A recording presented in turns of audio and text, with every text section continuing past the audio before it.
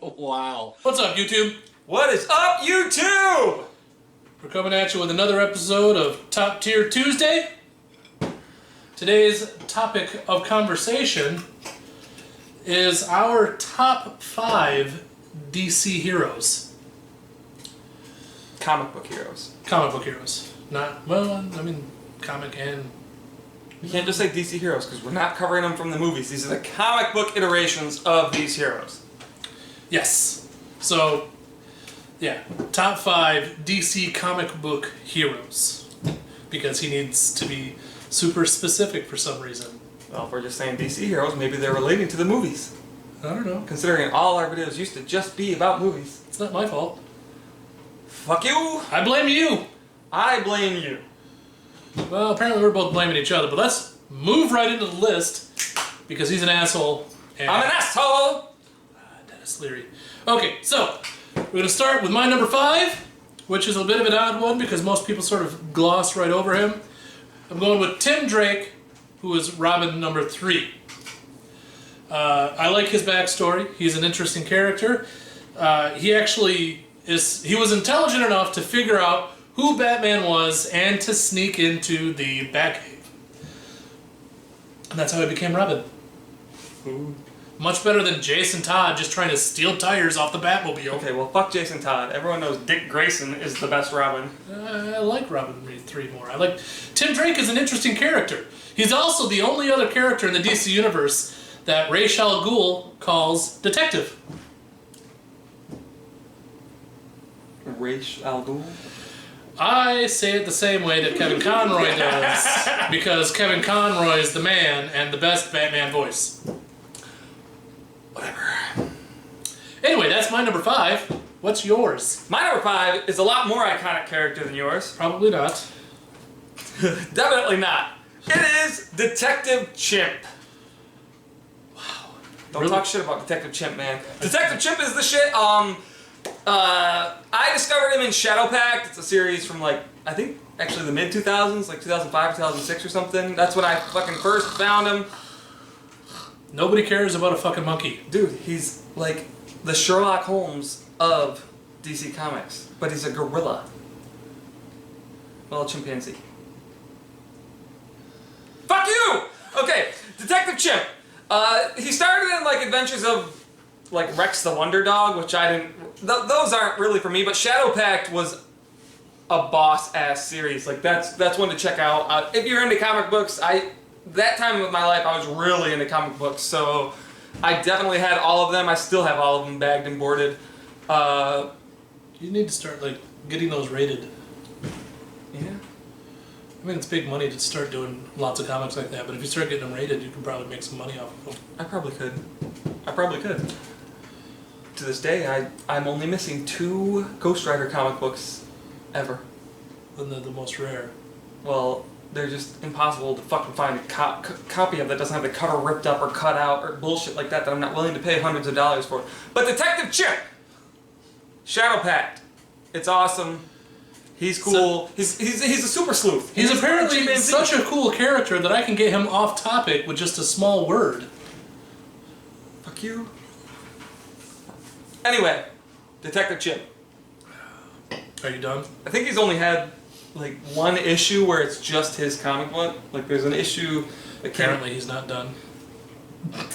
Next is number 4. Fuck him.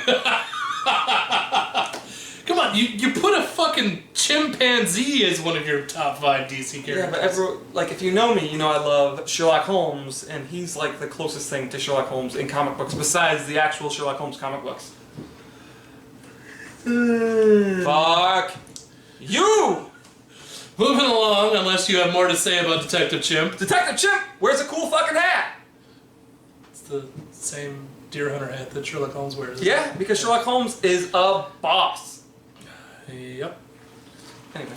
Are you done yet? Detective Chimp! Fuck it. Fuck it. He's awesome. I'm into it. Shadow Pact is a good series. He's finally reached the point of fuck it. Whatever. Anyway, my number 4 is Hal Jordan, Green Lantern. Hal Jordan came about right at the beginning of the Silver Age, when they were trying to do sort of a reboot type of thing with a lot of major characters. And they changed the Green Lantern character to an an interstellar police force. And Hal Jordan was DC's man without fear. He was never afraid. Had the most willpower out of any of the Green Lantern characters. He was pretty unstoppable until Coast City was destroyed, which is his hometown. Then he sort of went off the deep end. Well, it's not like he's a cool chimp with detective powers. He's just got the most powerful weapon in the DC universe. Yeah. You got anything else? He can rip your little detective chimp into tiny... Actually, he can't, because the ring doesn't allow him to kill. Yeah, so I guess he's a bitch, because chimps can fucking wreck people. They got like 3 times the strength of humans. Anyway, Hal Jordan is a great character. I was really happy when they brought him back, because he died, and I thought they were never going to bring him back. Yeah, right. And yeah, so, Hal Jordan, take a peek at his character arc. It's really neat. There's lots of graphic novels that deal with it. Well, I say graphic novels. It's trade paperbacks, I believe is what they're technically called. Whatever. It's a graphic novel. Anyway, that's my number 4. What's your number 4? My number 4 is John Constantine. He's actually a great character. Constantine's a fucking boss character. It doesn't... No, go. There's a little bit of a rumor right now that... Keanu Reeves? They're trying to bring Keanu Reeves back to play Constantine instead of using whoever's doing it now. The guy from the TV show? Yeah. Which is actually a better fit for the look of Constantine, if you ask me. Yep. Because Constantine should be blonde. He's supposed to be blonde. Did he start off as English, though? I think so. Did he? I think so. I can't remember. But it's Keanu Reeves, and Keanu Reeves can do no wrong, so... Pretty much. I mean, he was a tumbleweed in the SpongeBob movie. Which we didn't have to watch, thankfully, because they were shut down. Yep. But yeah, John Constantine, keep talking about him. I mean, I'm sure you've got a couple other tidbits for him. Not really. No? Just watch Constantine, read Constantine, love Constantine, enjoy Constantine. Yep. I mean, he's got his own show. It's only like 13 episodes long. Everyone knows who Constantine is. Like, I don't have to delve into the deep backstory of John Constantine. Everyone knows who it is. Everyone has read at least... Well, probably not, actually. It's not as mainstream as I think it is because I've been following it since the fucking 90s, but... I mean, he's got a film and his own show. Plus, he's part of the Legends of Tomorrow for the Arrowverse. Yeah, but, I mean, like, the Constantine movie with Keanu Reeves kind of didn't do very good. I really like the movie, though. I enjoyed the movie. If it would have came out at a later time when comic movies were more, like, dominant in the box office, I think it could have done better. I mean, the guy, Peter Stormare, who plays the devil, was phenomenal. Oh, yeah. Rachel Weisz is... I love Rachel Weisz. Everyone knows you love Rachel Weisz. Keanu Reeves, phenomenal. Which Keanu Reeves was bankroll back then, but now it's like everything he touches turns to gold. Pretty much. Of course, there might be a couple movies coming up that put that to the There's test. definitely at least one. Anything else about your number 4? No. Okay, so we're moving right along. My number 3 is Alan Scott, the original Green Lantern. Your Green Lantern obsession. I like Green Lantern. Alan Scott's a great character. He was a train engineer who found a meteor. And he took that meteor and cut it into a lantern and a ring. And the meteor itself was the Guardians of the Universe trying to eliminate magic from the universe. And so they put that all into one rock, so to speak, sent it out into space, landed on Earth. He got it. So instead of his powers being like Hal Jordan's powers, they're all magic based. So he has a lot better things that he can work with. The only stupid thing is the weakness of his ring is wood. I'm not a Green Lantern fan. I know nothing about this character whatsoever. But the fact that his weakness is wood. What? Well, Hal Jordan's ring weakness is yellow. The color yellow. Well, I know. Well, it's not anymore. They took that weakness out. If you ask me, Hal Jordan's a better Green Lantern because I know about Hal Jordan and I don't know about him. Well, Alan Scott was part of the Justice Society, which has been overlooked. Wait a second, what? Alan Scott, he was in Justice Society. That's the Green Lantern from Justice Society? Yeah. I mean, I know Justice Society. In fact, that Stargirl show that just started, I wish they would have just done a Justice Society. Yeah. Instead of the lantern that you see, that's his lantern. Oh, that's fucking dope then. Yeah. He just went up a notch in my book. And he was pretty boss back in the day. He could do a lot of things. And because his powers are magic-based, every time he went toe-to-toe with Superman, he hurt him. Bad. Well, Superman's a bitch, so... But that's my number 3. Give a look to some of his stuff. Alan Scott's a great character. Ignore the New 52 series arc for him. I don't want to say why you should ignore it, but anybody who knows, knows. But yeah, what's your number 3? My number 3 is... Batman. Can you go wrong with Batman? Really?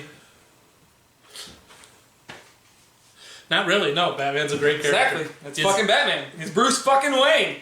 Batman is a way to print money. Billionaire, philanthropist, you throw the bat symbol on anything, guess what? Cha-ching, there you go. He's a great character. I mean, he's part of the primary trinity of the DC universe. Since the start, he's been a great character. To this day, he's still a great character. Even with that shit show, Batman and Robin, he's a great character. Batman and Robin. Why you gotta bring that shit up? It's fresh in my mind, bro. Fresh in my mind. I hate that movie. Well, I gotta be honest. I love Schwarzenegger in that movie. I do. He's a terrible Mr. Freeze. Every single pun, though, still makes me chuckle. Ice cool. Like, give me a break. Yeah, but there's such bad lines like, "What killed the dinosaurs? The Ice Age." No. Terrible. I terrible. laugh every time. But we're back on comic books, not the movies. So we can discuss that movie at a later date, sooner than later, probably. Yep. And that means we're moving on to number 2s. My number 2 is Barry Allen the Flash. Okay. I like him. I've always had a weakness for speedsters. I like Jake Garrick. I like Jesse Quick. I like a lot of the speedster characters. There's just a lot of fun for me. I was sort of a runner in high school, so I had a link with them. And then Barry Allen was always that sort of nerdy, guy you could always see in the library studying, that type of guy. And, well, that was also me in high school. So I can relate. I can relate to his character completely. I can't relate at all. Outside of having blonde hair and blue eyes, I can completely relate to his character. Not according to the new Batman, new series. He's got black hair in the movies. Yeah. Well, we're talking comics. We get off track a lot. You went on this whole tinge about how this is comics, not movies, comics. Remember, hey, focus, motherfucker. We're on comics, remember? Fuck the Flash. He's a little... never mind. What's your number 2? My number 2 is Jonah Hex. Really? Dude, Jonah Hex. I honestly own probably all the Jonah Hex comic books to this day, too. The movie was awful. Okay. I will agree. The movie was not great. But it wasn't terrible. It had Josh Brolin in it. And Michael Fassbender. Even Josh Brolin says it was a terrible movie. Okay, well, that was a huge letdown for me. The fucking Jonah Hex movie, I tell you, I was there opening day. I was looking forward to it because obviously I'm a huge Jonah Hex fan. I like the fact that I just yelled at him that we're not talking about comics and not movies, and I got him on a tangent. Alright, fuck it. I'll stop talking about the movie then. But Hex actually, or Jonah Hex actually became like a real big thing for me when the Hex series, like when I discovered that comic book series, which was just called Hex. It's like a futuristic Jonah Hex. It's like Mad Max Jonah Hex. That is what really did it for me, and I've gotten all the other ones now since then and before then and all that shit because I'm a completionist. That would be a good term for it. So I got them all now, but the Hex series is what really sold me on Jonah Hex, and I think it's just because I was into the Road Warrior a lot as a kid, so it was cool. But Jonah Hex. You get all that out now? I always want to talk about movies, bro. But not that movie in particular. It's not great, but it's not bad either. Don't listen to this motherfucker. We can roll right into our number 1s now. And my number 1 is Daniel Dreyberg, Night Owl 2 from The Watchmen, who's basically Batman. Except I think his mode of transportation is better than the Batmobile. If we're gonna talk like He's way cooler than Batman. He's great. Like, I do have to say this though. I'm going to bring the movie in for a split second. The scene that he has in what's his little flying machine called? What's it call it? It's from Clash of the Titans. He calls it the same thing they always called in Clash of the Titans. yeah. I don't remember. Doesn't matter. No, it does matter. Okay. I want to know. Anyway, he can think about it. I'm going to move right into it. I'll just put it right here. Because I can't fucking remember it for the life of me. I just watched that movie yesterday. I say we. When he's in the scene where he's in that with Silk Spectre 2, and they just finished saving all the people from the prison, and they're going at it, it's the most awkward music choice to put with a sex scene ever. I'm just going to say, we're talking about comics! Comic books! Not movies, comic books!